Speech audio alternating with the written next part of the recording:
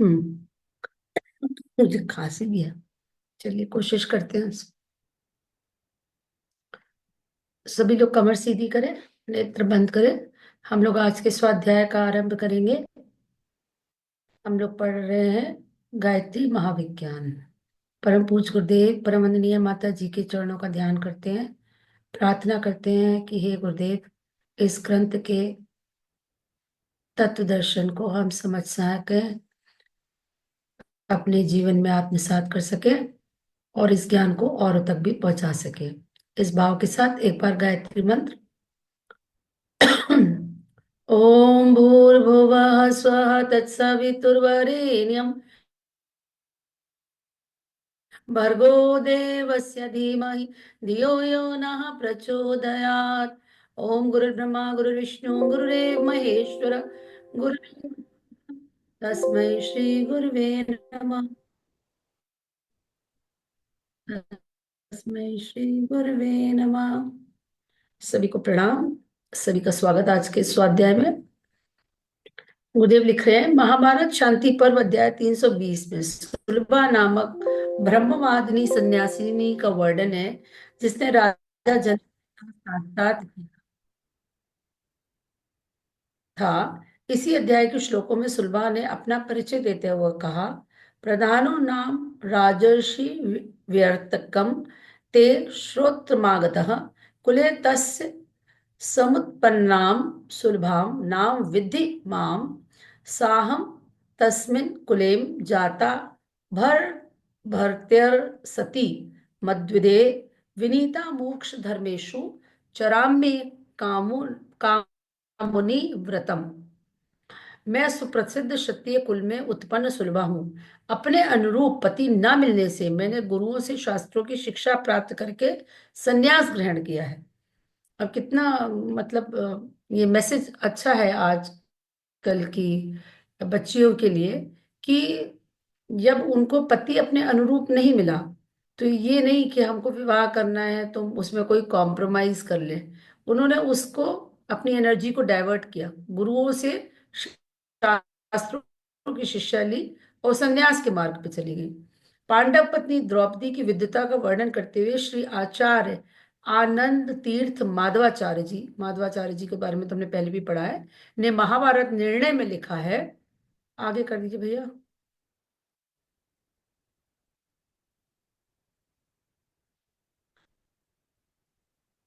मैं सोचती हूँ कि इट्स बेटर कि मैं हिंदी पढ़ लूँ खाली, क्योंकि बहुत शुद्ध में पढ़ नहीं पाऊंगी।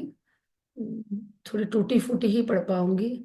वेदाश्चाप्युत्तम स्त्री भी कृष्णाधाभिरेवा खिला, अर्थात उत्तम स्त्रियों स्त्रियों को कृष्णा की तरह वेद पढ़ने चाहिए। तेभ्यो दधार कन्ने द्वे वैनाम धारणीम सुधा उभे ते ब्रह्मवादिन्यो ज्ञान विज्ञान पारगे। स्वधा की दो पुत्रियां हुई, जिनके नाम है वयुना और धारणी। ये दोनों ही ज्ञान और विज्ञान में पूर्ण पारंगत तथा ब्रह्मवादिनी थी।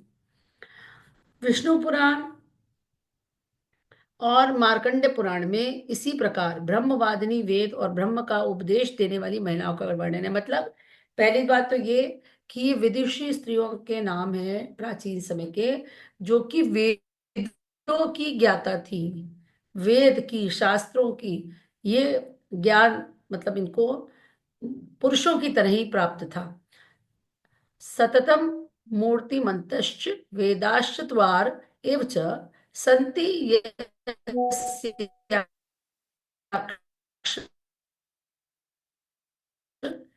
वेद कंठाग्र थे, इसलिए उसे वेदवती कहा जाता था। इस प्रकार की नैष्ठिक ब्रह्मचारिणी ब्रह्मवादिनी नारियां अगणित थी। इनके अतिरिक्त गृहस्थ आश्रम में प्रवेश करने वाली कन्याएं दीर्घ काल तक ब्रह्मचारिणी रहकर वेद शास्त्रों का ज्ञान प्राप्त करने के उपरांत विवाह करती थी। तभी उनकी संतान संसार में उज्जवल नक्षत्रों की तरह यशस्वी, पुरुषार्थी और कीर्तिमान होती थी। धर्म ग्रंथ का स्पष्ट आदेश है कि कन्या ब्रह्मचारिणी रहने के उपरांत विवाह करे। पहले कन्या ब्रह्मचारिणी रहे, उसके बाद वेदों का ज्ञान प्राप्त करे, साधना करे, तब जा करके वो गृहस्थ आश्रम में प्रवेश करे। इसका मतलब कोई भी चाइल्ड मैरिज जैसी कुरीति नहीं रही होगी। पहले वो अच्छे से शिक्षा प्राप्त करती थी, विद्या प्राप्त करती थी, और उसके बाद गृहस्थ आश्रम की तैयारी करके तब उसमें एंटर करती थी। ब्रह्मचर्येण कन्या युवान विदन्ते पतिम, अर्थात कन्या ब्रह्मचर्य का अनुष्ठान करती हुई उसके द्वारा वह है जो संयम पूर्वक वेद की में निरत रहता है। एक मिनट में अपना जरा नेट चेक कर लूं। हाँ, एक मिनट।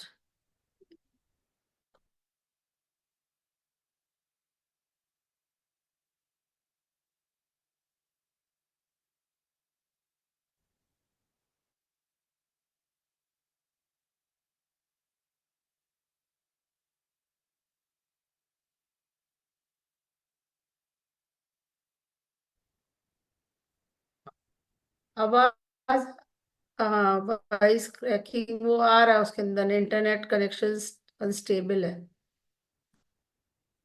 अब आ रही है? आवाज आ रही है? ऐसे बताइए, थम्स अप करके बताइए, आवाज आ रही है?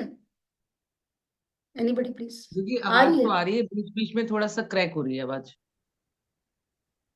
अच्छा, ठीक है। तो मेरा एक्चुअली चार्ज भी नहीं है, तो यहीं पे बैठना पड़ेगा। जब ज्यादा क्रैक हो, नहीं समझ में आया तो बताइएगा, फिर मैसेज डाल दीजिएगा। जी दीदी। ठीक है, तो फिर जगह बदल लूंगी। कहाँ पे थे?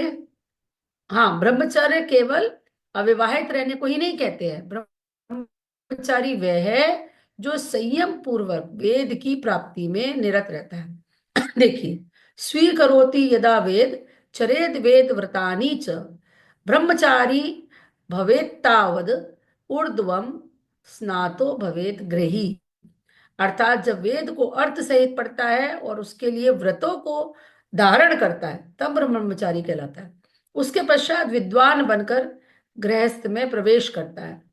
अथर्ववेद में अथर्ववेद में कौन से श्लोक की व्याख्या करते हुए साय सायणाचार्य ने लिखा है, ब्रह्मचर्येण ब्रह्मवेद तदध्यनार्थ माचर्यम। अर्थात ब्रह्म का अर्थ है वेद, उस वेद के अध्ययन के लिए जो प्रयत्न करता है वह ब्रह्मचर्य है।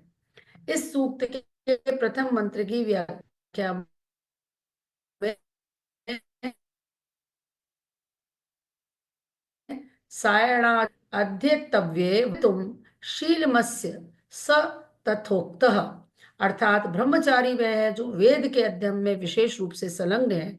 महर्षि गार्ग्याचार्य ने प्रणववाद में कहा, ब्रह्मचारिणाम च ब्रह्मचारिणीभिः सह विवाह प्रशस्यो भवति। अर्थात ब्रह्मचारियों का विवाह ब्रह्मचारिणियों से ही होना उचित है, क्योंकि ज्ञान और विद्या आदि की दृष्टि से दोनों के समान रहने पर ही सुखी और संतुष्ट रह सकते हैं।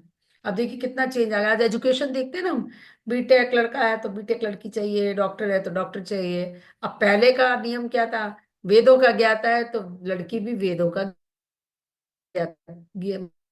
मतलब वेदों का ज्ञान रखने वाली होनी चाहिए। समम वित्तम ययोरेव समम श्रुतम तयो मैत्री विवाश न तो पुष्ट विपुष्ट यो। जिनका वित्त एवं ज्ञान, और ऊपर कर दीजिए प्लीज, दिखाई नहीं दे रहा। जिनका वित्त एवं ज्ञान समान है, उनसे मित्रता और विवाह उचित है, न्यूनाधिक में नहीं।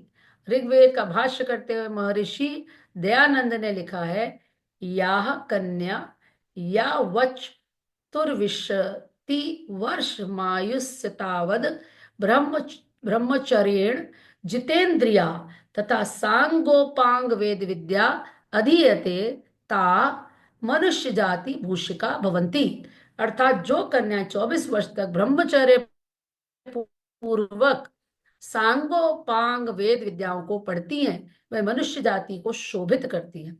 ऋग्वेद के भाष्य में महर्षि ने लिखा है, ब्रह्मचारिणी प्रसिद्ध कीर्तिम सत्पुरुषम सुशीलम शुभ गुण रूप समन्वितम प्रीतिमंतम पतिम ग्रहीतुमिच्छेत ततैव चार्यपि स्वसदृशिमेव ब्रह्मचारिणीम स्त्रियम गृह्णयात्। अर्थात ब्रह्मचारिणी स्त्री कीर्तिवान सुशील सत्पुरुष गुणवान रूपवान प्रेमी स्वभाव के पति की इच्छा करे, वैसे ही ब्रह्मचारी भी अपने समान ब्रह्मचारिणी, ब्रह्मचारिणी कौन, जो वेद और ईश्वर की ज्ञाता हो, स्त्री को ग्रहण करे। जब विद्या अध्ययन करने के लिए कन्याओं को पुरुषों की भांति सुविधा थी, तभी इस देश की नारियां गार्गी और मैत्री की तरह विदुषी होती थी। याज्ञवल्क जैसे ऋषि को एक नारी ने शास्त्रार्थ में विचलित कर दिया और उन्होंने हैरान होकर उसे धमकी धमकी देते हुए कहा था, अधिक प्रश्न मत करो, अन्यथा तुम्हारा कल्याण होगा। शास्त्रार्थ करना पड़ा था। उस भारती देवी नामक महिला ने शंकराचार्य जी से ऐसा अद्भुत शास्त्रार्थ किया कि बड़े बड़े विद्वान भी अचंभित रह गए। उनके प्रश्नों का उत्तर देने के लिए शंकराचार्य को निरुत्तर होकर 1 मास की मोहलत मांगनी पड़ी थी, क्योंकि उन्होंने आपको पहले भी बताया डॉक्टर साहब ने कि गृहस्थ जीवन से संबंधित प्रश्न कर लिया था, और शंकराचार्य जी तो अविवाहित थे, तो उन्होंने कहा कि इस प्रश्न का उत्तर तो मैं दे नहीं पाऊंगा।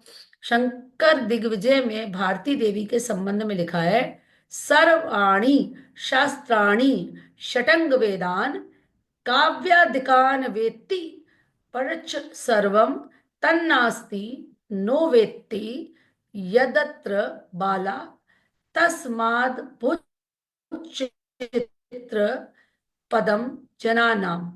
भारती देवी सर्वशास्त्र तथा अंगों सहित सब वेदों और काव्य को जानती थी। उनसे बढ़कर श्रेष्ठ और कोई विदुषी स्त्री ना थी। आज जिस प्रकार स्त्रियों के शास्त्राध्ययन पर रोक लगाई जाती है, उस यदि उस समय ऐसे ही प्रतिबंध रहे होते, तो याज्ञवल्क्य और शंकराचार्य से टक्कर लेने वाली स्त्रियां किस प्रकार हो सकती थी। प्राचीन काल में अध्ययन की सभी नर नारियों को समान सुविधा थी।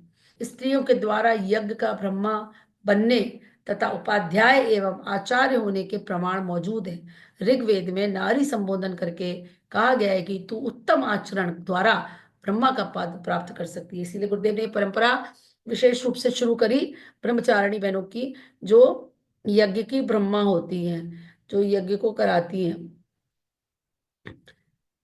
अधः पश्यस्व मोपरि संतराम पादको हर माते कश्यपिल कश्यपल को दृशन स्त्री ही ब्रह्मा बभूविद। अर्थात हे नारी, तुम नीचे देखकर चलो, व्यर्थ में इधर उधर की वस्तुओं में मत देखती रहो, अपने पैरों को सावधानी तथा सभ्यता से रखो, वस्त्र इस प्रकार पहनो कि लज्जा के अंग ढके रहें, इस प्रकार उचित आचरण करती हुई तुम निश्चय ही ब्रह्मा। आगे बढ़ाइए और थोड़ा ऊपर करिए। अब ये देखना है कि ब्रह्मा का पद कितना उच्च है।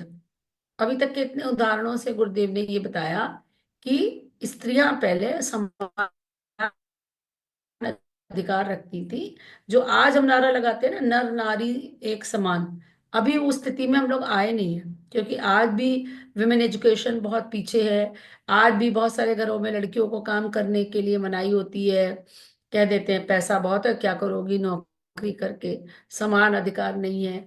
कहीं करियर की चॉइस आए तो उनको सिलेक्टिव करियर्स के लिए अनुमति मिलती है, बहुत सारी करियर्स में जाने को नहीं मिलता है। सब जगह ऐसा नहीं है, बदलाव आ रहा है, लेकिन अभी ट्यूशन नहीं होती तो कई बार उतना भी उनको पढ़ने को नहीं मिलता है। और लड़कियां भी अभी अपनी योग्यता नहीं जानती, वो अपने को नहीं पहचानती। उनको जरा सा बड़ी हुई तो उनका एक जो आसपास का वातावरण देख करके बस उनका केवल कि विवाह हो जाए, बस इतना पढ़ लें हम, और बस उसके बाद वो कितनी अज्ञानी रहती है। जबकि एक स्लोगन हमारा है ना कि माता यदि हो अज्ञानी तो पुत्र कैसे बनेगा ज्ञानी, या हम संतान कैसे ज्ञानवान बनेगी जब तक माता को ज्ञान नहीं होगा। लेकिन इसके बारे में अभी हम लोग क्या कर सकते हैं, यही कर सकते हैं कि अपने घरों में, जो हमारे घरों में हमारे जो काम करने वाले लोग होते हैं, हमारे जो स्टाफ होते हैं, हमको ये प्रेरणा दे कि अपनी बच्चियों की विवाह की चिंता इतनी ना करें जितनी कि उनको शिक्षा प्रदान करने की, उनको स्वावलंबी बनाने की।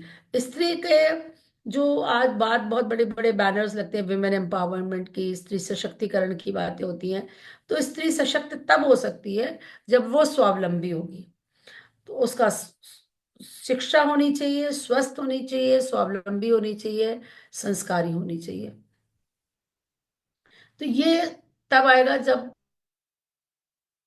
एक तो बहुत ज्यादा डिफरेंस, खैर अब थोड़ा डिफरेंस तो कम हो गया है, लड़के लड़की में इतना अंतर नहीं है, लेकिन आज भी, अभी मैंने कल डिलीवरी कराई थी एक, अब उसको एक लड़की के बाद जब लड़का हुआ तो इतनी ज्यादा एक्साइटेड हो गई, उसको विश्वास नहीं हो रहा है। डॉक्टर, लड़का हुआ है, सच्ची में बता दीजिए लड़का हुआ है। और बाहर भी उसका पति भी इतना एक्साइटेड हो रहा है कि लड़का हुआ है। तो आज वो, अभी पता नहीं उनको कि वो लड़का, उनके अ, मतलब इस पे नहीं ध्यान दे रहे कि वो लड़के को संस्कार कैसे देंगे, वो कैसा माता पिता का आदर करेगा नहीं करेगा। अभी वो लड़के के नाम से ही खुश हो जाते हैं। एक ऐसा, ये एक ऐसा घुस गया है हमारे डीएनए में। तो पढ़े लिखे हों, बेपढ़े लिखे हों, अमीर हो, गरीब हो, किस भी तबके के हों, लेकिन लड़के के नाम पे कुछ तो एक अलग खुशी अ, परिवारों में देखने को मिलती है। लड़का हुआ है तो पता नहीं वो लड़का आगे जा करके क्या करेगा, ये तो नहीं पता। मतलब एजुकेटेड क्लास ने समझा लिया है कि हाँ लड़की भी अच्छी होती है, लेकिन फिर भी जो एक उल्लास का वातावरण लड़के होने में बनता है, वो पता नहीं अभी वो कैसे निकलेगा डीएनए से, कि अभी वो वाली आ, मतलब दिमाग में अभी वो इक्वालिटी नहीं आई है। व्यवहार में थोड़ी थोड़ी है, पढ़ाते हैं सब लड़कियों को भी पढ़ाते हैं, हो गया है, अंतर आया है, लेकिन फिर भी मैं आपको जो देखती हूँ रोज वो मैं बता रही हूँ कि क्या होता है। आगे बढ़ते हैं कि हाँ, अब ये देखना है कि पद, ब्रह्मा का पद कितना उच्च है और उसे किस योग्यता का मनुष्य प्राप्त कर सकता है। ब्रह्मा वा ऋतिज वा ऋतिव ऋत्वी जा अम्भी शक्तम महा शक्त महा, अर्थात ब्रह्मा ऋत्वजों की त्रुटियों को दूर करने वाला ब्रह्म स्यात् तम ब्रह्मांड ब्रह्मांडम कुर्वीत, अर्थात जो सबसे अधिक ब्रह्मनिष्ठ परमेश्वर और वेदों का ज्ञाता हो उसे ब्रह्मा बनाना चाहिए। ब्रह्मा कौन होना चाहिए? जो ज्ञानवान हो, जो वेदों का ज्ञाता हो, जो परमेश्वर को जानता हो, मतलब जो आत्मज्ञान जिसने प्राप्त कर लिया हो, वेदों का अध्ययन किया हो, उसे ब्रह्मा बनना चाहिए। अथ केन ब्रह्मत्वम क्रियत इति त्रेया विद्येति ब्रूयात्, ज्ञान कर्म उपासना तीनों विद्याओं के प्रतिपादक वेदों के पूर्ण ज्ञान से ही मनुष्य ब्रह्मा बन सकता है। अथ केन ब्रह्मत्वम इत्यनया त्रेया विद्येति ह ब्रूयात्, वेदों के पूर्ण ज्ञान त्रिविध विद्या से ही मनुष्य ब्रह्मा पद को के योग्य बनता है। व्याकरण शास्त्र प्रतीत होता है कि वेद का अध्ययन अध्यापन की भी स्त्रियों का कार्य क्षेत्र है। अब इन इन सब जो अभी तक हमने पढ़ा, इस पे कोई विशेष टिप्पणी करना चाहे तो कर सकता है, क्योंकि इस पे मैं तो और अधिक प्रकाश नहीं डाल सकती इससे ज्यादा। किसी को इसके बारे में कुछ ज्ञान हो, कोई कुछ बोलना चाहे तो हैंड रेस कर दे, या आप अपने को अनम्यूट करके ऐड कर सकते हैं कुछ, नहीं तो फिर हम आगे बढ़ते हैं। किसी को कुछ कहना है? कोई इसके बारे में कुछ बताना चाहता है?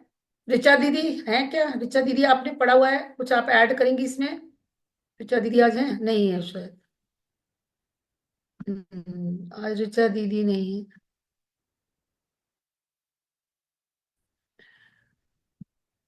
चलिए तो फिर आगे बढ़ते हैं। युधिष्ठिर के महाभाष्य में लिखा है, उपेति क्या धीयते यस्या उपाध्यायी उपाध्याय, अर्थात जिनके पास करे वे उपाध्यायी या उपाध्या कहलाती है। तो ये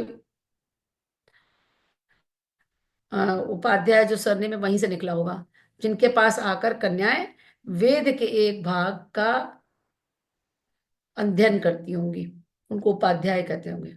मनु ने भी उपाध्याय के लक्षण में यही बताए हैं। एक देशम तु वेदस्य वेदांगान्यपि वा पुनः योऽध्यापयति वृत्त्यर्थम उपाध्याय स उच्यते। जो वेद के एक देश या वेदांगों को पढ़ाता है वह उपाध्याय कहा जाता है। और भी आचार्य दृढ़त्वम, इस सूत्र पर सिद्धांत कौमुदी में कहा गया है, आचार्यस्य स्त्री आचार्याणि पुंयोग इत्येव आचार्य स्वयं व्याख्यात्री। अर्थात जो स्त्री वेदों का प्रवचन करने वाली हो उसे आचार्य कहते हैं। आचार्य के लक्षण मनु जी इस प्रकार बतलाते हैं। उपनीय तु यह शिष्य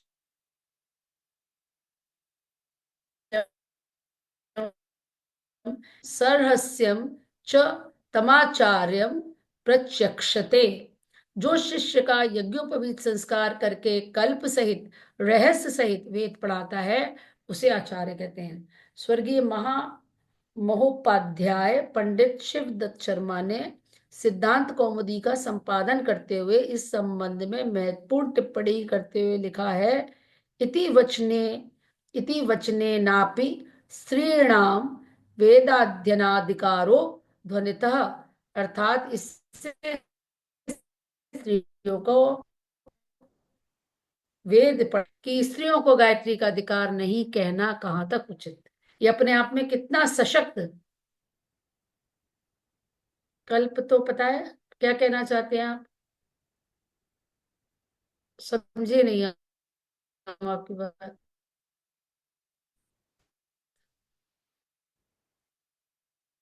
अब ये वेदों के संबंध में गूढ़ बातें होती होंगी जो उनको मतलब जिसको रहस्य सहित वेद पढ़ता है, मतलब उसके जो डीप अर्थ होते होंगे शायद उसको कहते होंगे रहस्य। हाँ, रहस्य सहित में समझ गई। अब या तो इसको कोई एक्सप्लेन करे तो मैं तो इसको नहीं बता पाऊंगी ठीक से। कल्प या रहस्य किसे कहते हैं ये तो कल आप अभी तो अनम्यूट नहीं हो सकते हैं। आप इसको या तो लिख के टाइप करके भेजिए या फिर किसी से पूछेंगे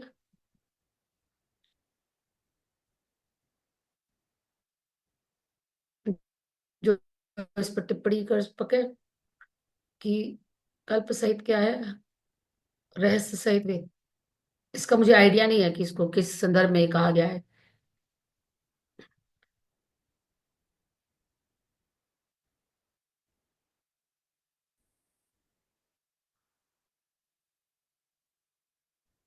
देने दिए कि लोग कहते हैं ना स्त्रियों को अधिकार नहीं है, तो ये अपना प्राचीन हिस्ट्री है कि भैया इतना इतने जो ब्रह्मचारिणी होती थी, आचार्य होती थी, जो जाकर के वेदों का ज्ञान जानती थी और वेदों के ज्ञान को जानती नहीं थी, शास्त्रार्थ करने के लिए प्रस्तुत होती थी।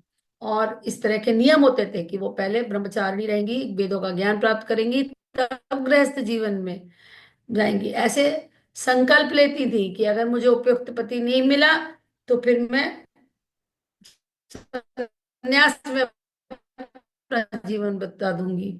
और कि एक किसका है, अपाला का है या घोषा का है, कि वो जो थी वो थोड़ी कुरूप थी, तो उनके पति ने उनको एक्सेप्ट नहीं किया तो वो आ गई। तो वो उन्होंने कहा ठीक है मुझे कोई दिक्कत नहीं है, वो अपने पिता के घर में आ गई और फिर वो साधना करने लगी और वो इसी संन्यास के मार्ग पे चली गई। तो मतलब कहने का मतलब ये है कि अब आज इतनी बड़ी इशू बना देते हैं कि लड़कियों की बस केवल सुंदरता देखें। पहले जो है ये नियम रहा होगा कि मतलब ज्ञान, मतलब वेद का ज्ञाता अगर अगर लड़का वेद का ज्ञाता है तो लड़की को भी वेदों का ज्ञान होना चाहिए। तब वो एक मतलब गृहस्थ में प्रवेश करते थे। और सोचो फिर उस संतान कितनी अच्छी पैदा होती होगी। ये कितना इम्पोर्टेंट इस चीज को माना गया है कि उनको आगे चल करके संतान उत्पत्ति करनी है, सामाजिक धर्म का पालन करना है, कि समाज को एक अच्छी संतान देनी है। उसके लिए इम्पोर्टेंट है कि एक पेज पे हो दोनों। इस पे ये रिसर्चेज हैं कि जैसे आप आजकल जहां तक संतान उत्पत्ति की बात होती है, तो कई बार ये होता है कि लड़के अपने करियर को लेकर के अभी तैयार नहीं है, या कई बार लड़कियां तैयार नहीं है। तो इसमें ये रिसर्चेज हैं कि जब पति पत्नी दोनों सहमति दे तब संतान होनी चाहिए, नहीं तो सीजोफ्रेनिक बच्चे होने के चांसेस ज्यादा है। जैसे कि एक को मन नहीं है और वो प्रेगनेंसी प्लान कर ली गई, तो दोनों एक पेज पे होने चाहिए, दोनों की सहमति हो। ये यहाँ तक कि जो अभी की जो बुक्स हैं उसमें ये दिया हुआ है कि जो बच्चा होता है गर्भ में, वो उसका पिता, मतलब जो गर्भ में ही है तभी वो समझ रहा है कि वो पिता अपनी मतलब उसकी माता को किस तरह से उससे व्यवहार करता है या किस तरह से उसका सम्मान करता है। उसके आधार पे उसका मेंटल डेवलपमेंट और इमोशनल डेवलपमेंट होता है। वो बच्चा गर्भ से ही अपने पिता के व्यवहार को ही भी जज कर लेता है, और जज करने के आधार पर उसका मानसिक और भावनात्मक विकास होता है। ये आज की रिसर्च बता रही। तो कितना इंपॉर्टेंट है कि माताएं जो है किस स्तर की हो, ज्ञानवान हो, ब्रह्म ज्ञानी हो, स्वयं को जानती हो, जीवन का उद्देश्य पता, तभी तो वो ऐसी संतान बना पाएंगी, है ना। तो अब देखिए हम लोग मतलब सोच के बड़ा हम लोग को, है ना, भारतवर्ष में फिर से स्क्रैच से शुरू करेंगे। तब तो पहले अपनी भाषा को ही नहीं जान पा रहे, कितनी डिफिकल्टी से तो संस्कृत पढ़ पा रहे हैं, तो शास्त्र कैसे पढ़ेंगे। तो कहाँ से शुरू करना चाहिए, स्टार्ट से एकदम शुरू होएगा, तब जा करके हम उस लेवल पे पहुंच पाएंगे जो हमारा स्तर था। एक, है ना, जिस तरह के ज्ञान मंदिर, कितना ज्ञान है, ऐसा लगता है ना कितना सारा कोर्स बचा पड़ा है और हमको तो कुछ आता ही नहीं अभी। ऐसे फीलिंग आती है ये सब पढ़ो कि कितना अभी कुछ है जानने के लिए, समझने के लिए, पढ़ने के लिए, और फिर भी हम लोग कितना टाइम वेस्ट कर देते हैं। अभी समय है कि आगे पढ़ाएं, 59 हो गया। चलिए आगे देख लेते हैं, एक पेज और कुछ है, आगे बढ़ाएंगे भैया। We must Sanskrit. क्या स्त्रियों को वेद का अधिकार नहीं, गायत्री मंत्र का स्त्रियों को अधिकार है या नहीं, यह कोई स्वतंत्र प्रश्न नहीं, अलग से कहीं ऐसा विधि निषेध नहीं है कि गायत्री स्त्रियां गायत्री जपें या ना जपें। यह प्रश्न इसलिए उठता है, ये कहा जाता है कि स्त्रियों को वेद का अधिकार नहीं है। चूंकि गायत्री भी वेद मंत्र है, इसलिए अन्य मंत्रों की भांति उसके उच्चारण का भी अधिकार नहीं होना चाहिए। स्त्रियों को वेदाधिकारी ना होने का निषेध वेदों में नहीं है। वेदों में तो ऐसे कितने मंत्र हैं जो स्त्रियों द्वारा उच्चारण होते हैं, उन मंत्रों में स्त्रीलिंग की क्रियाएं हैं। इससे स्पष्ट हो जाता है कि स्त्रियों द्वारा ही प्रयोग होने के लिए हैं। चलिए इसको पढ़ लेते हैं, एक पैराग्राफ और पढ़ लेते हैं फिर समाप्त करते हैं। उदुसौ सूर्य अगाध उदयम मामको भग, अहम तद्वित वला पति पतिम्भ्य पतिम्भ पति मभ्य साक्षी विषासाहि अहम केतुरहम मूर्धाहमुग्रा विवाचनी ममेदनु कृतम क्रतुम पतिः सेहानाया उपाचरेत मम पुत्रा शत्रुहणोथो मे दुहिता विराट उतहमस्मि संजया पत्यो में श्लोक उत्तमः। अर्थात सूर्योदय के साथ मेरा सौभाग्य बढ़े, मैं पतिदेव को प्राप्त करूं, विरोधियों को पराजित करने वाली और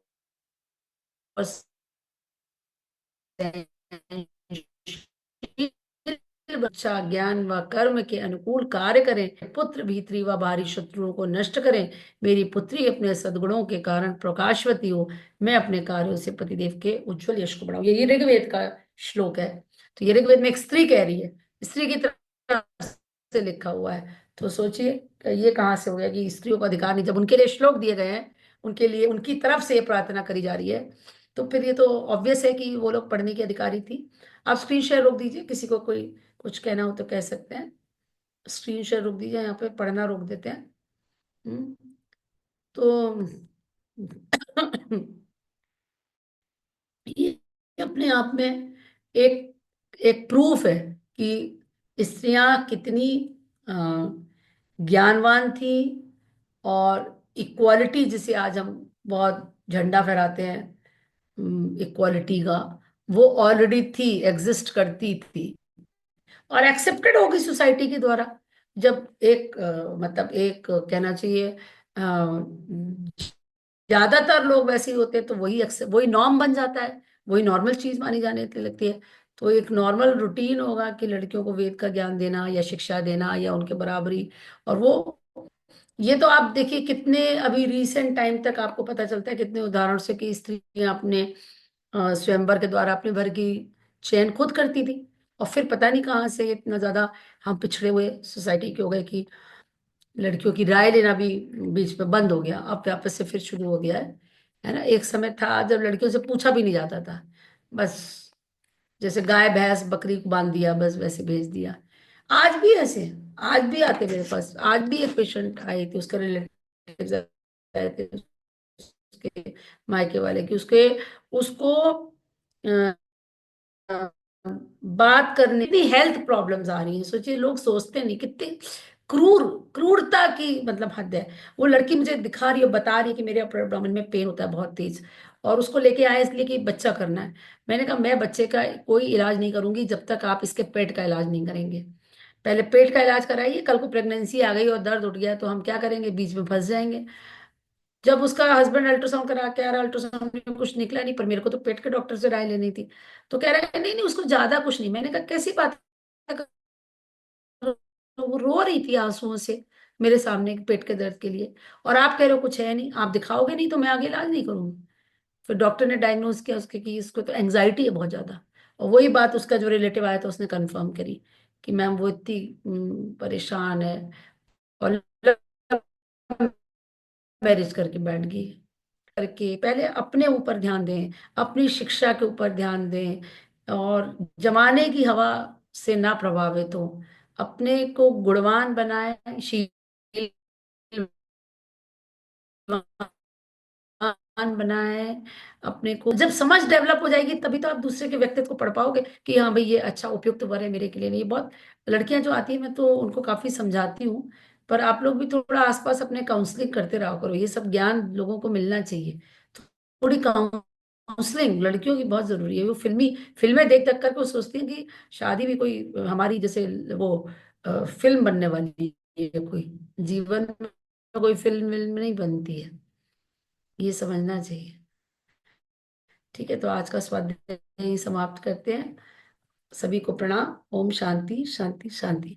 अब हम संस्कृत से इसी तरह से जूझना पड़ेगा क्योंकि डॉक्टर सारस्वत तो जा रहे हैं कुंभ, उनकी ड्यूटी तो लग गई है कुंभ में, तो शायद वो नहीं आ पाएंगे।